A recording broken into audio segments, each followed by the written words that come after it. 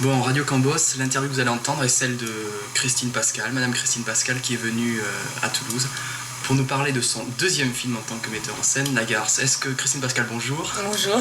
Est-ce que vous avez définitivement ou à court terme tiré un trait sur votre vocation d'actrice de cinéma ? Ah non, pas du tout, puisque je suis en train de tourner 3 films à la fois comme actrice. Oui. Donc j'ai fini là Le Train d'enfer de Roger Hanin qui raconte le Paris-Vintimille, l'éjection de l'arabe. Je suis en train de finir le film de Caroline Huppert où j'ai pour partenaire Nils Arestrup et Isabelle Huppert. Et je vais attaquer le 8 octobre le film d'Edouard Molinaro, Une amie de passage, avec Daniel Auteuil et Jean-Pierre Marielle. Alors, donc plus que jamais actrice au contraire. Plus que jamais, d'accord. Alors est-ce que justement, est-ce que le fait de se mettre en scène, ce n'est pas pour pallier à des défauts qu'il y a parmi les scripts que vous recevez en tant qu'actrice ? Souvent, il y a des gens qui préfèrent mettre leurs films tout seuls en scène, comme des grands, parce que justement, les scripts qu'ils reçoivent ne sont pas toujours à la hauteur. Et là, si vous me permettez, je vais citer les gens du café-théâtre, qui ne sont pas tout à fait dans le même univers que vous, mais qui préfèrent se mettre en scène, parce que, paraît-il, certains scénarios sont très bâclés. Oui, il y a peut-être de ça, mais enfin moi je crois que pour moi c'était une motivation plus profonde. C'est-à-dire que j'ai pas du tout au départ j'ai pas eu la vocation d'actrice. J'avais pas du tout dans la tête adolescente d'être actrice. J'ai fait des études de lettres assez poussées, donc disons que j'avais un univers qui était quand même assez littéraire, assez sur la création. J'avais envie d'écrire. Bon, j'ai été catapultée comme actrice par un hasard magnifique, je veux dire, puisque je suis très contente de faire ce métier quand même. Mais je crois qu'en aucun cas, je pourrais me contenter d'être actrice de la même manière que je ne pourrais pas me contenter de mettre en scène non plus. Pour moi, j'ai besoin des deux. C'est vital pour moi de jouer, c'est vital de me faire des films. Et c'est tout. Je crois que c'est vraiment une motivation profonde qui n'était pas forcément issue d'un mécontentement, parce que j'ai quand même eu la chance de commencer par des très beaux films. Le film de Miller, La meilleure façon de marcher, les films de Tavernier, Les Guichets du Louvre, c'était pas rien, le film de Vaïda. J'ai fait finalement des films, j'en ai fait peu, mais j'ai fait des beaux films et des grands films. Donc j'avais pas à me plaindre. Mais c'était important pour moi de passer à l'acte. Qu'est-ce que apporte le fait d'avoir fait une carrière littéraire au cinéma, en ce sens qu'il y a peu de comédiens ou peu de metteurs en scène qui ont des bases très solides à ce niveau-là ? Oh, ça apporte... Bon, je pense qu'on peut très bien se débrouiller sans, mais moi ça m'apporte quand même... dans l'écriture, probablement une manière de se concentrer, une manière d'aborder les textes, d'aborder les dialogues, d'avoir des références, d'avoir des univers référentiels, tout simplement, de pouvoir rêver sur des livres. Ça apporte toujours des images, je veux dire, même si c'est littéraire, c'est quand même des images. Quand on lit un livre, on se crée des images, et je crois que ça nourrit mon inconscient, surtout. Alors La Garce, votre second film, c'est un scénario très, très touffu, très compliqué. Est-ce que vous pourriez nous donner les grandes lignes ? Puisque justement l'intérêt principal du film est dans le fait que petit à petit, minute par minute, il y a des événements nouveaux qui arrivent. Alors sans donc trop le découvrir au sens de lui enlever sa couverture. Oui, c'est très délicat de le raconter parce que, bon, je dirais pas touffu et compliqué parce que je crois qu'on comprend ce qui se passe. Mais c'est vrai que c'est une histoire compliquée à raconter parce qu'elle change toujours. Enfin, on a fait en sorte que le spectateur se pose toujours des questions, et sur ce que pensent les gens psychologiquement les uns par rapport aux autres, et aussi sur l'action qui est en train de se dérouler, c'est-à-dire qui est le coupable, qu'est-ce qu'elle veut, qu'est-ce qu'il cherche, qu'est-ce qu'il pense vraiment, qui a organisé cette machination. Donc c'est un scénario assez Hitchcockien, je dirais, qui allie comme ça les sentiments profonds entre les gens, violents, agressifs, sensuels, et l'histoire policière. On n'a jamais voulu choisir entre l'un ou l'autre. Oui.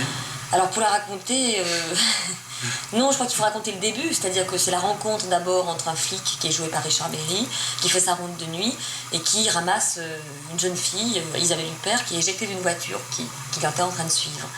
Et là, il va s'en suivre une scène entre eux qui est assez ambiguë, c'est-à-dire qu'à la fois elle le provoque, elle a peur de lui la provoque aussi, et bon, finalement tout ça évolue au fait que Richard Berry est pris d'un désir très très physique d'elle, et il se laisse aller à cet acte violent, donc qui est un viol, mais le viol se bascule bientôt en un acte d'amour. C'est-à-dire que moi je crois que c'est une rencontre un peu spéciale, parce que c'était lui, parce que c'était elle, ils se rencontrent comme ça, et la situation se retourne. Bon, à partir de là, le lendemain, par honte, par peur, par je ne sais trop quoi, elle le dénonce pour viol, il va prendre pour 6 ans de tôle puisqu'il est flic. Et donc on fait l'ellipse sur ces 6 ans de prison, et le film c'est l'histoire de ces retrouvailles entre ces deux personnes qui ont dans leur passé en commun cet acte un peu étrange et ambigu, et qui vont être amenés à se rencontrer dans des circonstances tout à fait particulières, puisque elle, entre-temps, a commis un acte répréhensible qu'on ne dévoilera pas, qu'elle a changé d'identité, qu'elle se cache dans Paris. C'est ça, oui. Et donc lui va se mettre à enquêter sur son propre passé, à enquêter sur cette fille qui l'a marqué à vie, enfin, et dont il n'a pas compris pourquoi elle l'a dénoncé le lendemain. Et ils vont être amenés à se retrouver. Le film est l'histoire de ces retrouvailles et ce réglage de comptes entre eux, quoi.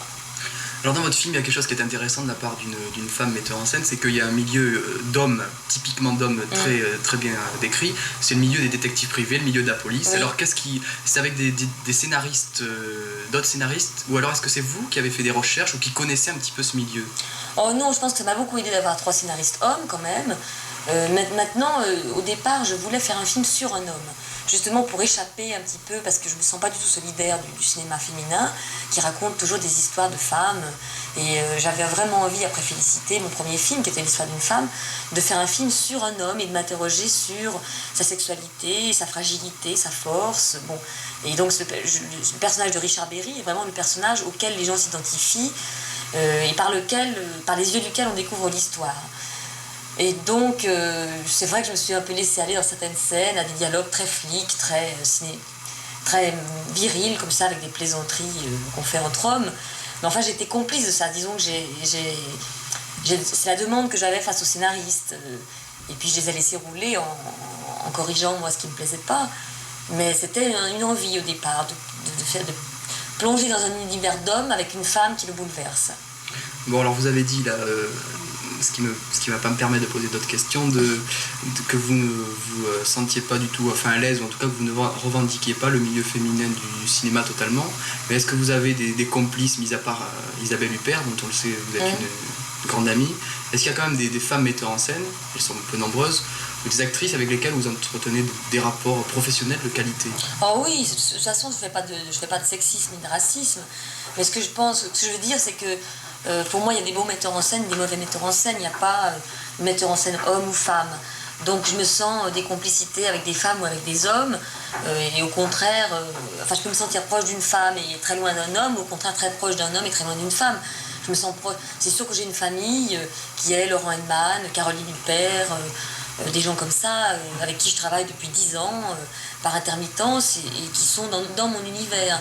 Mais tout ça est en dehors de leur sexe, je veux dire, que ce soit un homme ou une femme, ça m'est égal. Je veux dire, on se sent proche d'une personne, pas d'un sexe.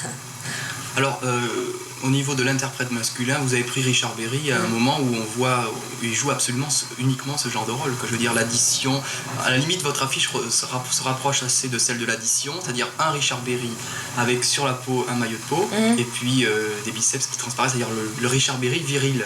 Oui. Est-ce que vous aviez pensé à d'autres interprètes, ou alors est-ce que vraiment c'est le Berry tel qu'il faut absolument l'employer pour qu'il donne toute sa valeur? Non, mais bon, c'est sûr qu'il joue sur son image, qui est une image très virile et très violente, mais je trouve que dans mon film, il y a un plus, c'est-à-dire que par rapport à l'addition, les rapports entre l'homme et la femme dans l'addition, le rôle de la femme dans l'addition était très limité, je trouve. Alors que là, il y a un vrai rôle de femme face à lui, et je trouve que Richard, dans ce film, en plus de son côté comme ça, très viril, macho, son image, ce pourquoi on l'aime et ce pourquoi je l'aime moi et pourquoi je l'ai pris, il y a en plus une fragilité qui se découvre, je trouve, et une profondeur dans ses rapports avec les femmes. C'est-à-dire que là, il est confronté vraiment à une actrice, qui est Isabelle Huppert, et peut-être pour la première fois de sa vie, il a quelqu'un en face de lui qui est aussi bonne actrice que lui, parce qu'il n'a pas été confronté souvent à des actrices. Il y a eu Nathalie Baye dans La Balance, c'est le seul exemple. Mais enfin, oui, il y a Anouk Aimée aussi au tout début, mais ça a été assez rare. Il a été dans des univers d'hommes souvent. Et Nathalie, il n'avait pas de scène d'amour avec elle, alors que là, il a des vraies scènes d'amour à jouer. Et d'ailleurs, au départ, ça lui faisait un peu peur. Mais enfin, ça s'est très, très, très bien passé entre eux. Je crois qu'Isabelle est une telle actrice qu'elle a su réveiller en lui des choses surprenantes pour la scène du viol, la première scène d'amour, par exemple. Il en avait très peur. Et elle, par sa sûreté, par sa confiance dans le scénario, dans la scène, l'a amené à vraiment donner le plus, quoi. Et je trouve que dans le film, il a une vraie profondeur. Est-ce qu'il y a un gros travail sur le son dans votre film? Est-ce que c'est un travail volontaire? Je veux dire, il y a notamment une scène, en tant que spectateur, c'est ce que j'ai perçu, la scène du réveillon où Richard Berry revoit Isabelle Huppert. Il y a tout d'un coup une espèce de silence qui se fait autour des deux personnages, ce qui fait que tout le bruit est évacué. Oui.